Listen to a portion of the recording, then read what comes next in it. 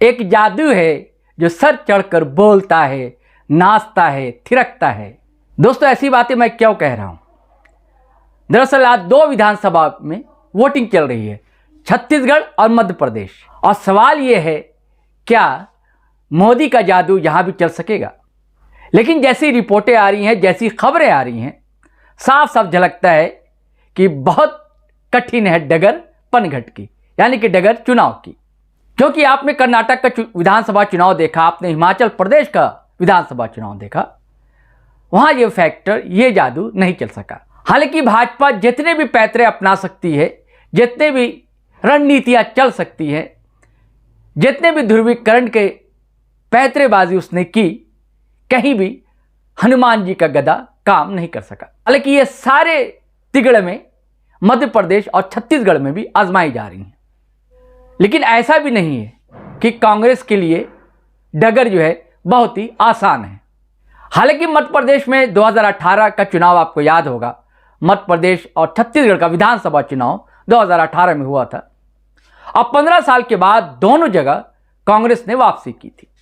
अब मध्य प्रदेश में हालांकि 1 साल बाद ही सिंधिया साहब, महाराज सिंधिया, उन्होंने दगा की और कुछ विधायकों के साथ कांग्रेस से अलग हो गए, अब भाजपा से जा मिले। अब यह दिगर है कि उन्हें मुख्यमंत्री का पद नसीब नहीं हुआ, उनकी किस्मत में ही नहीं था। कमलनाथ की सरकार को गिरना पड़ा था। अब फिर मामा यानी शिवराज सिंह चौहान की सरकार वहां सत्ता में काबिज हुई। लेकिन 2018 में छत्तीसगढ़ में भी 15 साल के बाद रमन सिंह की भाजपाई सरकार गिर गई थी। हालांकि तब भी ऐसा कहा जा रहा था कि रमन सरकार ने बहुत ही काम किए हैं। और प्रोपेगेंडा तो भाजपा का अलग रहता ही है। आपको याद होगा, अटल बिहारी वाजपेयी की सरकार थी केंद्र में, और इंडिया शाइनिंग, जगह जगह अपना भारत चमक रहा था। और किसी को आशंका, और सारे एग्जिट पोल कह रहे थे कि अटल सरकार फिर लौटेगी और सत्ता पर काबिज होगी, लेकिन ऐसा कुछ भी हुआ नहीं। वैसे ही रमन सिंह की सरकार को लेकर कहा जा रहा था 2018 में, लेकिन सरकार की वापसी नहीं हो सकी थी। और उसके बाद बड़ा संघर्षशील भूपेश बघेल, कांग्रेस के नेता, ने अगुवाई की और कांग्रेस की सरकार बनी। और अब फिर वही कुछ दोहराए जाने वाला है मध्य प्रदेश और छत्तीसगढ़ में। दरअसल मध्य प्रदेश और छत्तीसगढ़ की फितरत जो है, प्रवृत्ति जो लगभग एक रही है। हालांकि यह सच है कि यहाँ संघ का दबदबा बहुत ही शुरुआती दौर से ही रहा है। अब कुछ कोर वोट हैं भाजपा के, संघ दीक्षित जो लोग हैं, वो तो कहीं नहीं जाएंगे इधर उधर। जो फ्लोटिंग वोट है, वही दरअसल निर्णायक होते हैं। फ्लोटिंग वोट जो होते हैं, अब वो इस बार निर्णायक की स्थिति में आज भी हैं। और वहाँ जो है, अब तक जितने भी सर्वे आ रहे हैं या जितने वहाँ के पत्रकारों से बातचीत होती है, जो ज़मीनी सच्चाई वो ऐसा है कि मामा की सरकार जो है नहीं लौट पाएगी। हालांकि मामा ने रेवड़ियाँ जमकर बांटी हैं, जमकर घोषणाएं की हैं उनकी बहनों के लिए, अपने भाइयों के लिए भी, बहनों के लिए ज़्यादा की हैं घोषणाएं। लेकिन दूसरी ओर गारंटी कांग्रेस भी दे रही है। कांग्रेस की भी बहनाएं, एक प्रियंका गांधी, वो भी कई बड़े बड़े वादे कर रही हैं, बड़े बड़े आश्वासन दे रही हैं। और राहुल गांधी भी एक्टिव हैं। लेकिन इसके बावजूद राहुल गांधी और प्रियंका गांधी, कांग्रेस के जो स्टार हैं प्रचारक, इनकी बनिस्बत भाजपा के स्टार प्रचारक प्रधानमंत्री नरेंद्र मोदी और गृह मंत्री अमित शाह, दोनों ने बहुत ज़्यादा मेहनत की है, बहुत ज़्यादा रैली, सभा और रोड शो किया है। इनकी अपेक्षा प्रियंका गांधी और राहुल गांधी ने बहुत ही कम किया है। दो चीज़ समझना होगा दोस्तों, ऐसा बिल्कुल नहीं है कि मध्य प्रदेश में कांग्रेस की बयार है, कांग्रेस की हवा चल रही है, ऐसा नहीं है। दरअसल 18 साल की जो सरकार रही शिवराज सिंह चौहान की, उससे लोग अब ऊब चुके हैं दरअसल, और सत्ता परिवर्तन चाहते हैं। ये तस्दीक करता है इस बात से दोस्तों कि मजबूरन भाजपा को अपने केंद्रीय मंत्री को भी उतारना पड़ा, और उसके बाद कई उनके सांसद हैं, उन्हें उतारना पड़ा। ऐसा कभी पहले नहीं होता था कि वो कोई सांसद हो, विधायकी का चुनाव लड़े, या सेंट्रल मिनिस्टर वो आकर यहाँ राज्य में चुनाव लड़े विधानसभा का। नरेंद्र सिंह तोमर सेंट्रल मिनिस्टर, आप जानते हैं। हालांकि अभी विवाद भी हुआ, उनके बेटे का एक वीडियो बहुत ही वायरल हुआ जिसमें वो करोड़ों रुपए के लेन देन की बात कर रहे हैं। उसके बाद एक और वीडियो आया जो जिनके साथ वो बातचीत कर रहे थे वो 10,000 करोड़ की बात थी। अब पता नहीं ये फैक्टर कितना काम कर सकेगा या नहीं। हाँ, लेकिन मैं ये कह रहा था कि कांग्रेस के पक्ष में दरअसल हवा नहीं है, हवा जो है उसके विरोध में है, विकल्प कोई है नहीं वहाँ पर। लेकिन कांग्रेस के लिए भी आसान इसलिए भी नहीं है, मैं कह रहा हूँ कि बसपा भी वहाँ जो है चंबल में, अब बुंदेलखंड में अच्छी स्थिति में है। चंबल में हालांकि पिछले बार जो है बसपा के विधायक ने कांग्रेस का समर्थन किया था, फिर बाद में वो कांग्रेस की सरकार ही गिर गई थी कमलनाथ की। और इस बार जो है आम आदमी पार्टी बहुत बड़ी दमखम के साथ चुनाव लड़ रही है, मध्य प्रदेश में भी, छत्तीसगढ़ में भी। और ये समाजवादी पार्टी जिसको लेकर बड़ा विवाद हुआ, आप जानते हैं, ये समाजवादी पार्टी का बड़ा आरोप था कि हम तो जब गठबंधन में थे, इंडिया गठबंधन में, ऐसा क्यों हुआ कांग्रेस ने और कमलनाथ ने अखिलेश वखिलेश क्या क्या बातें कह दी थी। बड़ा युद्ध चला, वाक युद्ध कांग्रेस और सपा के बीच चला।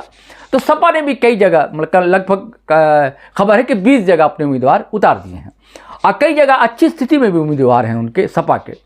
तो ये जो नुकसान सीधे सीधे होगा सपा, आम आदमी पार्टी या बसपा का जो वोट डिवीज़न होगा। मैं हमेशा कहता हूं कि पहले कांग्रेसवाद और गैर कांग्रेसवाद की राजनीति हुआ करती थी, आजकल भाजपावाद वर्सेस गैर भाजपावाद की राजनीति है। तो भाजपावाद का जो वोट है वो तो एकजुट है, लेकिन गैर भाजपाईवाद जो वोट है वो बिखरता हुआ दिखाई दे रहा है। कहाँ? मध्य प्रदेश में। यही स्थिति छत्तीसगढ़ में भी है। लेकिन इसके बावजूद एज थोड़ा जो है कांग्रेस को जाता है। और जैसी खबरें आ रही हैं वो ये हैं कि हालांकि वहाँ 230 विधानसभा की सीट है और 116 जादुई आंकड़ा है, जो ये पार कर लेगा वो सत्ता पर काबिज हो जाएगा। और ख़बर ये है आ रही है कि जैसे वोटिंग पिछले चरण में ही और इस अंतिम चरण में जो वोटिंग हो रही है मध्य प्रदेश में, वहाँ की खबर ये आ रही है वो ये है कि 116 से 118 के आसपास सीटें जो हैं वो कांग्रेस ला सकती है और 96 से 100 के आसपास सीटें जो हैं भाजपा ला सकती हैं। ये कहा जाता है, एक तरह का ये अनुमान है, ये अनुमान बताया जा रहा है। मतलब यानी कि कक्का के लिए अब मामा के लिए, यानी कि जो शिवराज मामा हैं उनके लिए वापसी बड़े आसान नहीं है। हालांकि बहुत मेहनत और बहुत पसीने बहाए हैं भाजपा के लोगों ने। बीच में कहा जा रहा है कि पीएम मोदी और सीएम शिवराज के बीच खटास भी रही। कहा जाता है कि अंतिम समय जो पोस्टर हुआ उसमें पीएम मोदी नदारत थे और कई जगह उन्होंने नाम भी नहीं लिया शिवराज ने। और ये भी खबर है, ये भी कई जगह सभा में कहा जाता है कि पीएम मोदी ने शिवराज सिंह चौहान का नाम नहीं लिया। खैर ये आपस की बातें होती हैं और इसमें लेकिन असर तो पड़ता है दोस्तों, ऐसा नहीं है। और दूसरा असर ये भी पड़ेगा, जो झारखंड दौरा किया पीएम मोदी ने और यहाँ जो बड़ी बड़ी घोषणाएं की आदिवासी को लेकर, खास करके आदिम जनजाति को लेकर, इसका भी असर पड़ेगा क्योंकि 47 सीटें वहाँ पर हैं मध्य प्रदेश में। और यहाँ जो दूसरे चरण में छत्तीसगढ़ में यहाँ 17 सीटें हैं जो ट्राइबल्स के लिए रिजर्व सीटें हैं। तो मध्य प्रदेश में और छत्तीसगढ़ में दोनों जगह टक्कर तो बड़ा मुकाबले का है। हालांकि एज मिलता दिख रहा है कांग्रेस को मध्य प्रदेश में, लेकिन यहाँ बड़ा मुश्किल है कक्का को, मतलब भूपेश बघेल कक्का कहे जाते हैं। और आजकल दोनों जगह एक नारा चल रहा है कि हम हिंदू तो हैं, जो दोनों जगह कांग्रेस ने जो है कट्टर हिंदुत्व के, भाजपा के कट्टर हिंदुत्व के मुकाबले में लिबरल हिंदुइज्म का के नारेबाजी की है और इस लाइन पर चलने की कोशिश की है। चाहे कमलनाथ हो चाहे भूपेश बघेल हो। भूपेश बघेल ने जहाँ जहाँ राम जब वनवास पे थे वो जो मार्ग है उसका पूरा एक सर्किल बनाया है छत्तीसगढ़ में और बड़ा समंदरी बना कई बातें। अब कांग्रेस ही कह रहे कि हिंदू हम हैं, हिंदू होने में इतराज़ नहीं है, लेकिन हिंदू होकर भी हम सेक्युलर हैं। ये उनकी लाइन है। अब भाजपा की लाइन जो है वो राष्ट्रवादी लाइन है। वो कहती है कि हम सेक्युलरिज्म कुछ होता नहीं है, राष्ट्रवादी सब कुछ होता है। हालांकि वो सबको लेकर सबका विश्वास और सबका विकास की बात भाजपा करती है, लेकिन ऐसा कहीं दिखलाई देता नहीं है। भाजपा ने दोनों जगह जो अपना कार्ड है कट्टर हिंदुत्व का खेलने की कोशिश की, वहाँ भी मध्य प्रदेश में भी और छत्तीसगढ़ में भी। खैर, तो मैं कह रहा था साथियों कि कक्का यानी कि भूपेश बघेल जो कांग्रेस के सीएम हैं छत्तीसगढ़ के, उनके लिए आसान नहीं है। हालांकि 90 सीटें हैं विधानसभा की छत्तीसगढ़ विधानसभा में, और वर्तमान में भंग जो विधानसभा इसमें कांग्रेस के हिस्से में 71 सीट थी। लेकिन वो आंकड़ा तो मुश्किल लग रहा है कि वो भूपेश बघेल या कांग्रेस से पार कर पाएगी। खबर ये आ रही है कि सरकार तो हो सकता है इफ बट अगर परंतु किंतु परंतु के बावजूद भी अगर कांग्रेस अगर बना ले छत्तीसगढ़ में तो उसे जादुई आंकड़ा भी पार कर ले, लेकिन वो 70 या 71 सीटें उसे मिलना बड़ा कठिन होगा। उसको 40, 45, 42, 45 ये ऐसी सीटें या अधिक 47 सीटें हों और उससे कम भाजपा को हो, कि बड़ा मुकाबले का टक्कर है यहाँ छत्तीसगढ़ में। और छत्तीसगढ़ में बहुत ही मुकाबले का टक्कर है और मध्य प्रदेश में तो है, लेकिन यहाँ ज़्यादा कठिनाई कांग्रेस के सामने दरपेश है। लेकिन मध्य प्रदेश की बात हो चाहे छत्तीसगढ़ की, दोनों का वोट का प्रतिशत में बहुत ज़्यादा अंतर कांग्रेस और भाजपा में दिखलाई नहीं दे रहा है, जैसा रुझान है, जैसा अनुमान बताया जाता है। मतलब 2 से 3% या 1.5 से 2% इसी का अंतर रहेगा, लेकिन सीटें जो हैं एज जो है कांग्रेस को मिलता हुआ दिख रहा है। तो चलिए साथियों, ये ज़रूरी था। अब मैं तो कोई ज्योतिषी हूँ नहीं, या कोई भी फोरकास्टिंग या कोई भी अनुमान जो होता है वो जैसी स्थिति दिखती है फिज़ा में या माहौल जैसा दिखता है उसके अनुसार उसके मुताबिक बातें की जाती हैं। और हमने कई लोगों से, कई वहाँ के सीनियर जर्नलिस्ट हैं, उन लोगों से जो बातचीत की थी वहाँ के लोगों से, जैसा दरअसल छत्तीसगढ़ हमारा घरापा है, हमारा रहना हुआ छत्तीसगढ़। मैंने वहाँ कई अखबारों में काम किया, हमारा घर है रायगढ़ में, मैंने पढ़ाई लिखाई वहाँ स्कूलिंग की है, मैंने वहाँ से हायर सेकेंडरी मैंने वहाँ से किया और मास्टर डिग्री या जर्नलिज्म भी हमने वहीं से किया है। तो एक लगाव सा है, भावनात्मक लगाव है मध्य प्रदेश से और छत्तीसगढ़ से। तो ये आज की खबर थी। अब देखिए क्या होता है। ये तो सब कुछ किस्मत जो है, शाम तक सुबह से वोटिंग चल रही है, एक जगह 7 बजे सुबह से, एक जगह 8 बजे सुबह से चल रही है वोटिंग और शाम तक चलेगी। और इसका रिजल्ट जो है, जब कहते हैं ना कि जब जिन बॉक्स से निकले, अब तो बॉक्स होता नहीं, ईवीएम मशीन होती है, तो ये 3 दिसंबर को ही पता लगेगा। लेकिन अब तक की जो खबर ये कि बहुत मुश्किल है मामा को भी और कक्कर को भी इस चुनावी डगर को पार कर पाना। अब देखिए आगे आगे होता है क्या।